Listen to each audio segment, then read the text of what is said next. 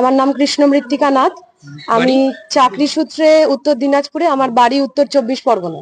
আচ্ছা, আমি 2016 সালের এসএলএসটি জয়েনিং, 18 সালে ফার্স্ট কাউন্সিলিং এ আমার চাকরি। আমার ইমোশনাল আউটবার্সটা হয়তো খুব বেশি হবে, কারণ আমার বাবা মা আমার উপর ডিপেন্ডেন্ট। আজকে দিনের পরে আমি জানি না যে আমার কি হবে।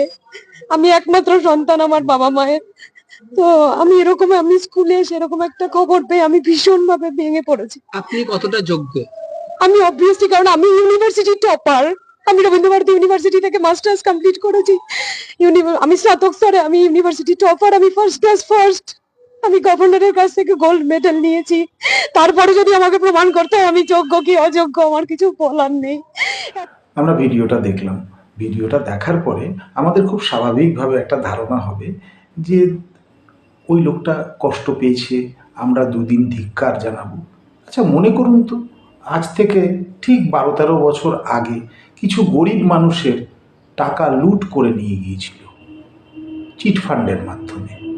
আর তখন কিছু কাকশিল্পী, বুদ্ধিজীবী, এই অপর্ণা সেনদের মতো লোক, কাকশিল্পীদের মতো লোক, তারা কিন্তু সেদিন চুপ করেছিল।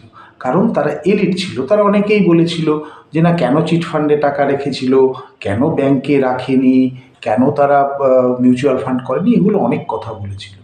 আবার সেদিন কুণাল ঘোষও বলেছিলেন যে এই চিটফান্ডের টাকাতে যদি সবচেয়ে বড় বেনিফিশিয়ারি কেউ থেকে থাকে তার নাম মমতা বন্দ্যোপাধ্যায়। তাহলে 2016-তে উনি ফিরে আসলো কেন? কারা তাকে ফিরিয়ে নিয়ে এসছে? কারা তাকে একদম সেকুলারিজমের তকমা দিয়ে নিয়ে এসছে? বুদ্ধিজীবীরা। তো আপনারা ফিরিয়ে নিয়ে এসছেন, আপনাদের ভাগ্যে এটাই জুটবে। আপনারা পার্থ আর অর্পিতার অনেক রসালো গল্প শুনবেন। আপনারা প্রতি বছর দেখবেন যে অমুক দল থেকে তমুক দলে লোক চলে গেল, আর আপনারা খুব খুশি হবেন। ভাবছেন যে আপনাদের পক্ষে তো কেউ কথা বলছে না। কেন বলবে? রাজনৈতিক দল তো আপনাদের এজেন্ডা ঠিক করছে। আপনারা কি কোনো সময় রাজনৈতিক দলের এজেন্ডা ঠিক করতে পেরেছেন? পারেননি। কেন পারেননি? কারণটা হচ্ছে আপনাদের লোভটা খুব সীমিত জায়গাতে ছিল। কারণ সেদিন যদি আপনারা প্রতিবাদ করতেন ওই গরিব মানুষগুলোর জন্য, তাহলে গরিব মানুষগুলো আজকে এইভাবে বলতো না। যেটা 1000 টাকা করে দিচ্ছে, আমাদের স্বামীর কাছ থেকে হাত পাততে হচ্ছে না, দিচ্ছে এই 1000 টাকা করে, খুব খুশি। আমাদের খুব খরচা চলে যাচ্ছে, একদম খুব খুশি। এই ভোটও খেলবে দিদি? হ্যাঁ, নিশ্চয়ই খেলবে। খেলা হবে? খেলা হবে। তার নাম জসরা মালিক। এইভাবে তারা কোনো সময় বলতো না যে আমরা লক্ষ্মীর ভাণ্ডার পেয়ে খুব খুশি, খেলা হবে। কোনটাকে প্রশ্রয় দিয়েছেন? কাকে প্রশ্রয় দিয়েছেন? আপনাদের ভাবার সময় এসছে। আমার ভীষণ খারাপ লেগেছে, কিন্তু কি করব বলুন? আমারও আপনার মতো হাত পা বাঁধা। কিন্তু তবু তো আমি যে কোনো সময় একটা বার করে নিয়ে এই ঘটনাগুলোকে সংগ্রহ করে এডিট করে আপনাদের মাঝখানে সংক্ষিপ্তভাবে তুলে ধরি। আর আপনারা কি সেটাকে মানুষের কাছে পৌঁছে দিতে পারেন না যে মানুষের সজাগ হতে হবে? আপনারা দল খুঁজছেন, আপনারা বলছেন যে অমুক লোকটার গাড়িটা বড়, অমুক লোকটার এসকর্টে এত টাকা। তো গরিব মানুষের কথা কে বলবে? ওই স্করপিওওয়ালা নেতা বলবে? কখনো বলবে না। আপনি কেন ভাবছেন স্করপিওওয়ালা নেতা বলবে? আপনি যাকে চেয়েছেন আপনি তো তাকেই পেয়েছেন। আপনি দেখুন আপনার ওখানে যে প্রার্থীটি দাঁড়িয়েছে সে কতটা সৎ, তার সামাজিক জীবনটা কতটুকু। যেদিন জনগণ তার নিজের এজেন্ডা ঠিক করতে পারবে সেদিন আর পশ্চিমবাংলার মুখে এইসব ঘটনাগুলো ঘটবে না। কারণ খুব ভালো করেই সবাই জানে, সমস্ত নেতা জানে যে আগামী কয়েকদিনের পরে এই বিষয়টা মিশে যাবে। আর ঠিক তারপরেই আগামী নির্বাচন আসতে আসতে কিছু নেতা 2021-এর মতো আবার তাদের অবস্থান পরিবর্তন করবে। আবার 2021-এর নির্বাচন যদি শেষ হয়ে যায় তখন তারা নিজের নিজের জায়গায় ফিরে যাবে, নাহলে আরও তারা কিছু লোক নিয়ে আসবে। লাভের লাভ কী হবে? আপনি আপনার টাকা ফেরত পাবেন, রাজনৈতিক দল আপনার কথা শুনবে?